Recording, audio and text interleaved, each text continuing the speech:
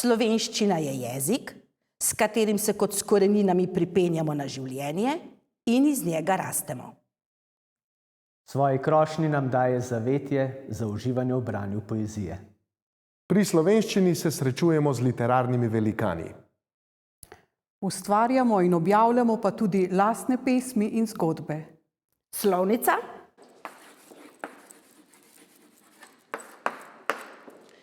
pravopis,